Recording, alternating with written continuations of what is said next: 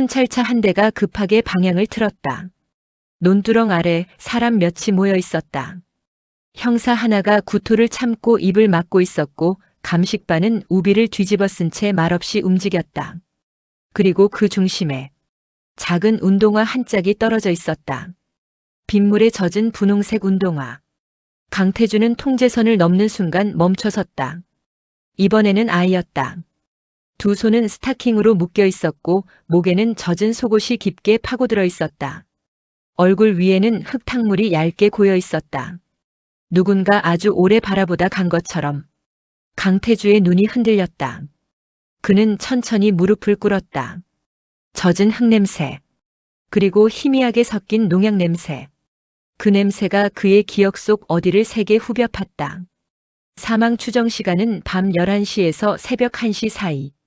감식반 직원이 말했다. 반항 흔적은 거의 없습니다. 약물? 아직 확인 중입니다. 강태주는 피해자의 손목을 바라봤다. 결박 자국이 깊었다. 묶인 시간이 길었다는 뜻이었다. 그는 눈을 감았다. 그리고 머릿속에서 장면을 재구성했다. 비 오는 밤. 혼자 귀가하던 아이. 뒤에서 따라오는 그림자. 입을 막고 끌고 간다. 강 교수님. 뒤에서 들려온 목소리에 태주가 눈을 떴다. 차시영이었다. 검은 정장을 입은 채였다. 장례식 이후 제대로 잠도 못 잔 사람처럼 얼굴이 메말라 있었지만 눈빛만큼은 여전히 차갑고 정교했다. 이 사건 공개되면 안 됩니다. 강태주의 표정이 굳었다. 뭐? 모방범 가능성이 큽니다. 아이가 죽었어. 그래서 더 조심해야 한다는 겁니다. 차시영은 낮게 말했다. 지금 이기환 사건까지 겹치면 강성 전체가 무너져요. 강태주는 천천히 일어났다. 비가 그의 어깨를 적셨다. 너 아직도 모르냐? 사람들이 무너지는 건 사건 때문이 아니야.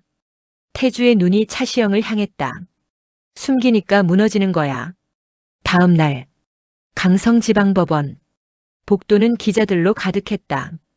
플래시가 터졌고 사람들은 강태주의 이름을 쉴 새 없이 외쳤다. 강 교수님, 이번 사건도 연쇄살인이라고 보십니까? 이기환 단독범행 맞습니까?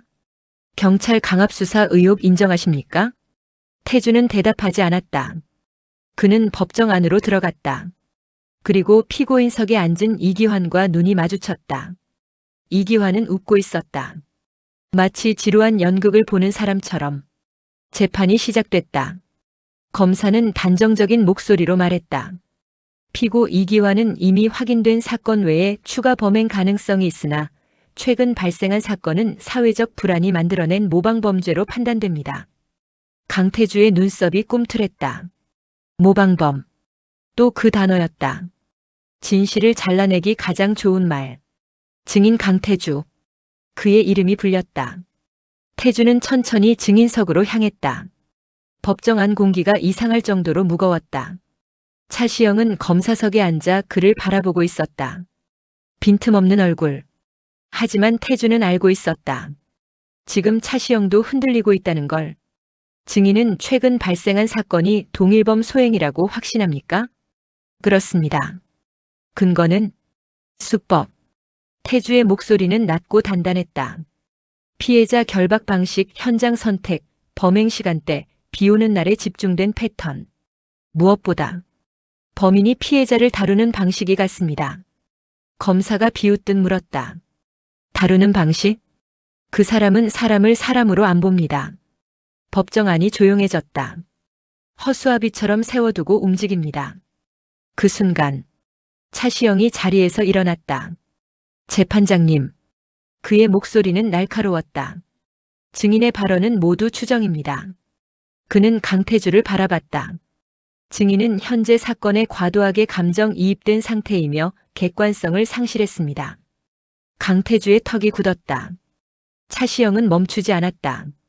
오히려 증인의 행동이 사회적 공포를 확대하고 모방범죄를 유도하고 있다는 의견도 있습니다. 법정이 술렁였다. 기자들이 미친 듯이 받아 적기 시작했다. 강태주는 차시영을 노려봤다. 너 지금. 증인은 답변만 하십시오. 차시영의 눈빛은 차갑게 가라앉아 있었다. 재판이 끝난 뒤 서지원은 지하 주차장에서 강태주를 붙잡았다. 기사 막혔어. 뭐? 데스크가 내려버렸어. 경찰청 쪽에서 압박 들어왔대. 태주는 헛웃음을 흘렸다. 빠르네. 태주야. 서지원의 얼굴이 굳어 있었다. 누가 내 집 앞에 허수아비 세워놨어. 순간 태주의 눈빛이 얼어붙었다. 그날 밤 서지원의 집 앞 가로등 아래 낡은 허수아비 하나가 서 있었다. 젖은 작업복, 찢어진 장갑, 그리고 목에 감긴 빨간 스타킹. 강태주는 천천히 다가갔다. 허수아비 가슴 쪽에 종이가 꽂혀 있었다. 입 닫아. 태주의 손이 떨렸다. 서지원은 애써 담담한 척했지만 입술이 하얗게 질려 있었다. 겁먹지 마. 태주가 말했다. 이제 와서? 서지원은 쓴웃음을 지었다. 우린 30년째 이 비 맞고 있었잖아. 며칠 뒤 강태주는 구치소로 향했다. 이기환을 만나기 위해서였다. 철문이 열리고 닫히는 소리가 차갑게 울렸다. 그리고 면회실. 유리 너머 이기환이 앉아 있었다. 오랜만이네. 이기환이 웃었다. 강태주는 아무 말도 하지 않았다. 동생은 괜찮아? 순간 태주의 눈빛이 변했다. 건드리지 마. 이기환은 피식 웃었다. 넌 아직도 똑같아. 항상 누굴 구하려고 해. 그는 천천히 몸을 앞으로 기울였다. 근데 있잖아, 강태주. 넌 단 한 번도 아무도 못 구했어. 강태주의 주먹이 떨렸다. 이기환은 계속 웃었다. 이기범도. 닥쳐. 피해자들도. 닥치라고 했어. 그리고 앞으로도. 그가 입꼬리를 올렸다. 넌 내가 움직이는 대로 움직일 거야. 면회실을 나온 강태주의 얼굴은 완전히 굳어 있었다. 복도 끝 창문 밖으로 비가 내리고 있었다. 또 비었다. 끝도 없이. 그날 새벽. 강순영은 혼자 집으로 돌아가고 있었다. 버스 정류장은 조용했다. 가로등 하나가 깜빡이고 있었다. 순영은 괜히 뒤를 돌아봤다. 아무도 없었다. 그런데도 이상하게 누군가 보고 있는 기분이 들었다. 휴대전화 화면을 켰다. 강태주에게 전화할까 고민하던 순간 뒤에서 검은 그림자가 스쳤다. 순영의 입이 틀어막혔다. 휴대전화가 바닥에 떨어졌다. 빗물 위로 액정이 깨졌다. 멀리서 천둥이 울렸다. 그리고 도로 옆 낡은 허수아비 하나가 바람에 흔들리고 있었다. 강태주는 새벽 3시에 전화를 받았다. 발견된 건 휴대전화뿐이었다. 젖은 도로 위, 깨진 액정, 그리고 빨간 스타킹 조각. 분노조차 넘어서면 사람은 저런 표정을 짓는구나 싶을 정도로 그는 말없이 현장을 바라봤다. 서지원이 조심스럽게 입을 열었다. 태주야, 살아있어. 그가 낮게 말했다. 순영이 살아있어. 하지만 그 말은 다짐에 가까웠다. 자신에게 하는. 경찰은 움직이지 않았다. 정확히는 움직일 수 없었다. 위에서 막혔다. 연쇄살인 재확산 기사도 강순영 실종도 전부 통제되고 있었다. 장명도는 회의실에서 짜증스럽게 말했다. 지금 강성 분위기 모르나?